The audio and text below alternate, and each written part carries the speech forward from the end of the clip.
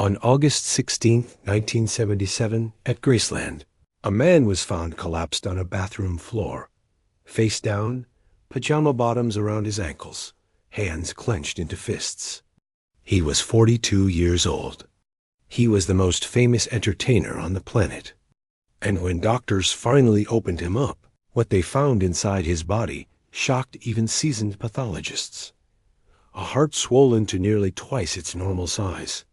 A colon so distended it looked like it belonged to a man twice his age.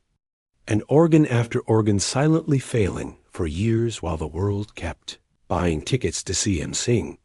This is not a story about an overdose. This is the story of how Elvis Presley's body was quietly destroying itself, long before anyone admitted it, and what his autopsy really revealed. Stick around, because Chapter 3 explains something about his brain that even his own doctor didn't fully understand until decades later. By the summer of 1977, Elvis Presley had become two people. On stage, wrapped in a jumpsuit heavy with rhinestones, he was still the king. A voice that could fill an arena, a name that sold out shows months in advance. Off stage, behind the gates of Graceland, he was a 42-year-old man whose body had been quietly deteriorating for nearly a decade.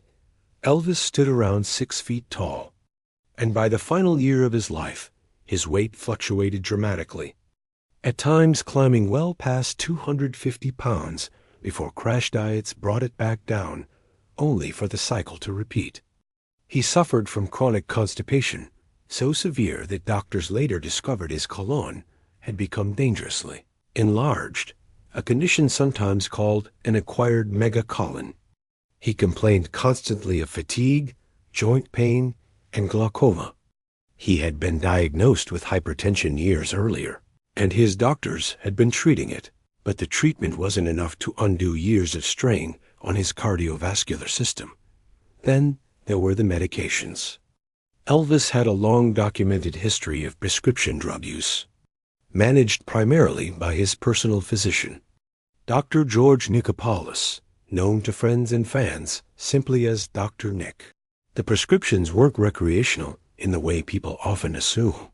They were, according to Dr. Nick's own defense and later medical reviews, an attempt to manage chronic pain, insomnia, and anxiety in a man who refused to slow down his schedule. But the cumulative effect on his organs, combined with his weight, his blood pressure, and an undiagnosed autoimmune condition researchers would only understand decades later, put his body under a strain few people around him fully grasped. What makes Elvis's decline so unsettling in hindsight is how invisible it was to the public. Fans who saw him perform in Rapid City, South Dakota, just weeks before his death, or watched rehearsal footage from that final summer, saw a tired but still commanding performer. They didn't see the swelling in his abdomen, hidden under custom-tailored jumpsuits designed specifically to conceal weight gain.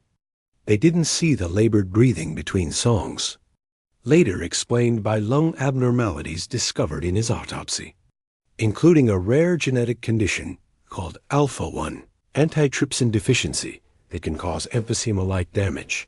Behind closed doors, those closest to him were worried.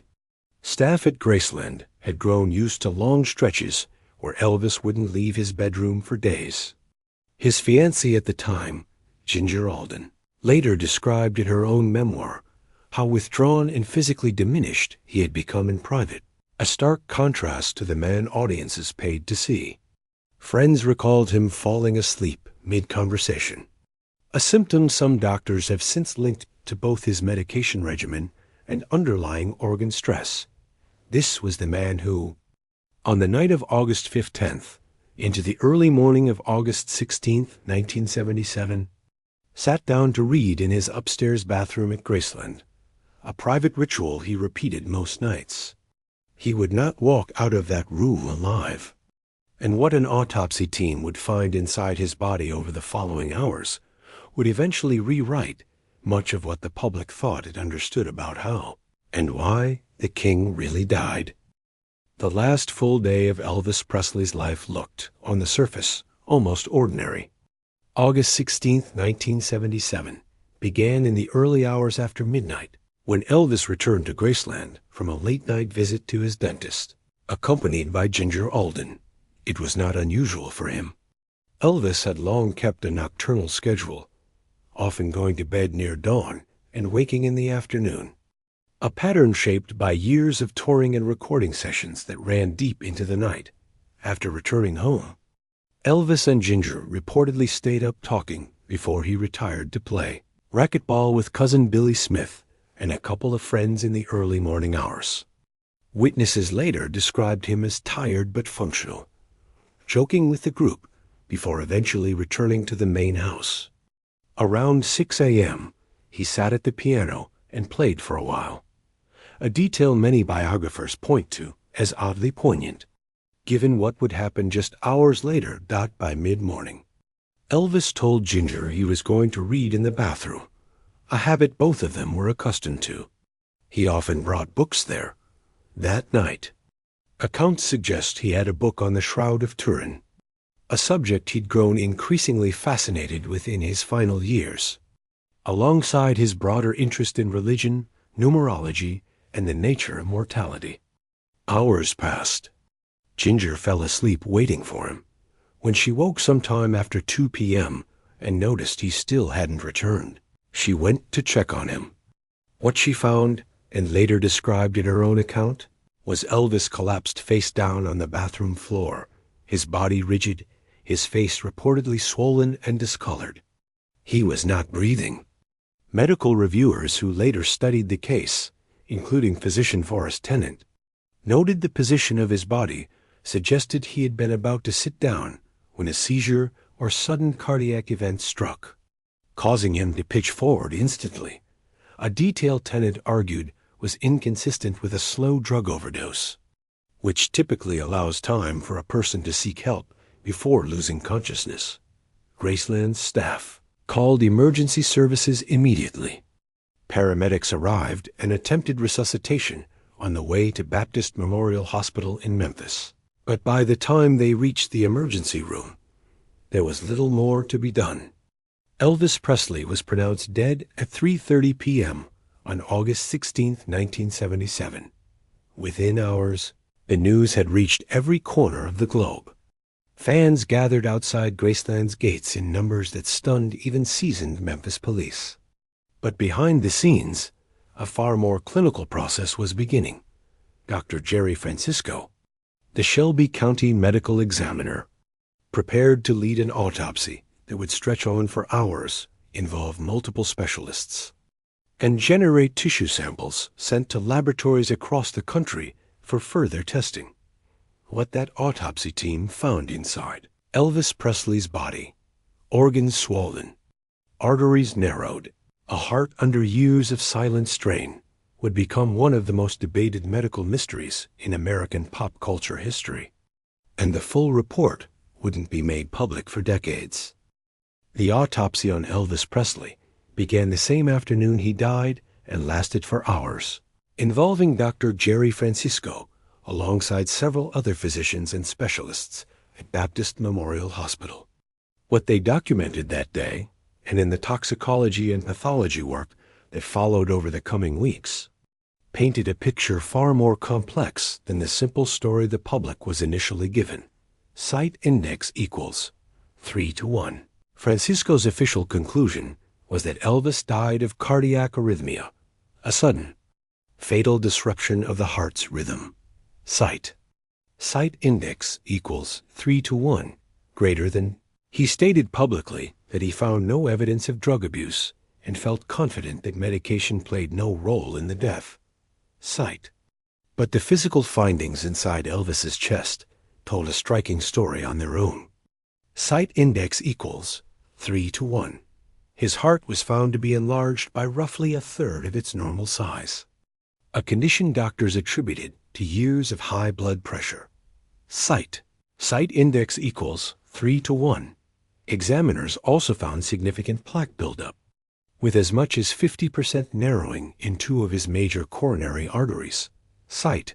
Arteries that, according to Francisco, reflected a family history of heart disease as much as lifestyle factors. The heart wasn't the only organ under strain. Elvis's colon, doctors later revealed, was significantly enlarged as well, a consequence of years of chronic constipation that had gone essentially untreated at a structural level. His liver showed signs of stress. Toxicology results, according to a physician present at the exam, indicated that his prescribed medications were present at what were described as subalthal levels, not zero, but not high enough on their own to explain a sudden death. That detail is part of why the case has remained controversial for nearly 50 years. A second toxicology analysis, performed weeks later, using different, more sensitive testing methods, reportedly identified a larger number of drugs in Elvis's system than the initial report suggested, reigniting public debate over whether medication combinations played a bigger role than Francisco's official finding acknowledged. The tension between these two accounts, a heart attack rooted in disease and genetics versus a system overwhelmed by prescription drugs, has never been fully resolved, in part because the full, unredacted autopsy report has remained sealed for decades, with release not expected until 2027. Where things get even more fascinating is in later medical review. Dr. Forrest Tennant, a California physician who reviewed portions of the autopsy file years afterward while defending Dr. Nick during his 1981 trial, argued that nearly every major organ in Elvis's body showed some degree of deterioration, not just the heart and colon, but his lungs, liver, and immune system as well. Site index equals 4:1. Microscopic examination of his lungs revealed a rare interstitial lymphoid, inflammatory infiltrate beneath the lining of the bronchi, alongside a genetic antitrypsin deficiency that can cause emphysema-like damage. Site index equals 4:1. Testing also revealed hypogammaglobulinemia, an immune system disorder marked by low levels of key antibodies, along with reduced numbers of the immune cells responsible for fighting infection. Site taken together, these findings led some researchers to a theory that reframes the entire narrative. Rather than a story about addiction, Elvis's death may have been the end stage of an undiagnosed autoimmune disorder, one that modern medicine understands far better today than it did in 1977, but which, at the time, manifested only as chronic pain, swelling, fatigue, and organ enlargement. That doctors treated symptom by symptom rather than as a connected disease process. That theory doesn't erase the role prescription medication likely played in weakening an already fragile body, but it does complicate the tabloid version of events that dominated headlines for years. The idea that Elvis simply overdosed alone in a bathroom.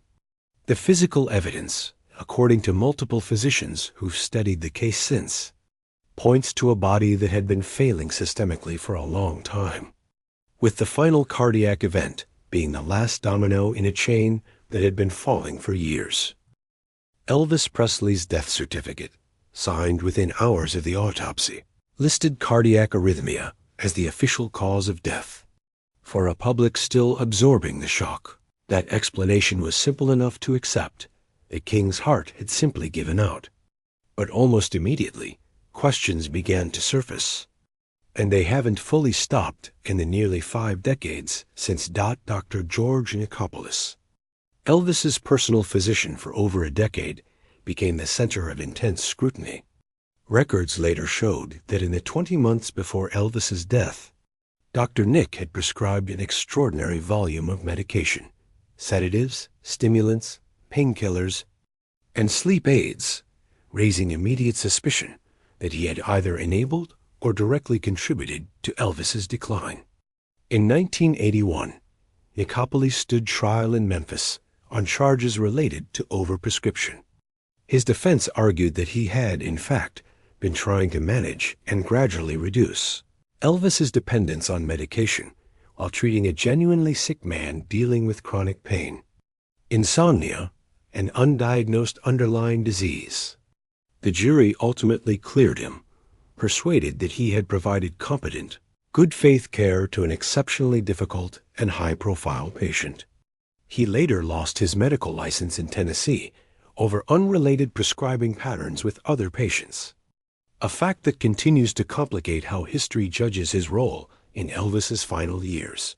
Meanwhile, the discrepancy between the first and second toxicology reports kept public suspicion alive.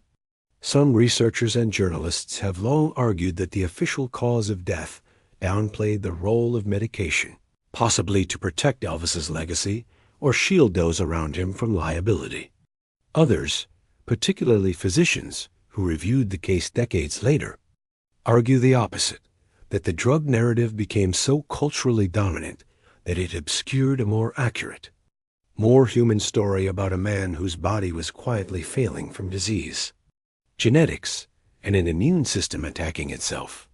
Regardless of what pills were in his system that final week, what's rarely disputed, regardless of which theory a person favors, is the picture that emerges from the physical evidence itself. An enlarged heart, nearly a third bigger than it should have been. Arteries partially blocked by plaque. A colon stretched by years of chronic dysfunction. Lungs compromised by a rare genetic condition. And an immune system that modern doctors would almost certainly investigate far more aggressively today. Whatever combination of factors triggered the fatal arrhythmia on August 16, 1977, Elvis's body had been sending warning signs for years. Signs that, in an era with less understanding of autoimmune disease and less willingness to discuss celebrity health struggles openly, went largely unheeded. The full, sealed autopsy report is expected to become public in 2027, 50 years after his death, potentially offering the clearest picture yet of exactly what was happening inside Elvis Presley's body that day. Until then, the story remains a patchwork of official statements, physician reviews, courtroom testimony, and decades of speculation, united by one undisputed fact. The king's body had been fighting a losing battle long before anyone called it a tragedy. Nearly 50 years later, Elvis Presley's death still raises the same uncomfortable question. How much of his decline could have been caught, treated, or prevented if the medical understanding of his era had matched what doctors know today? His story isn't just about fame and excess.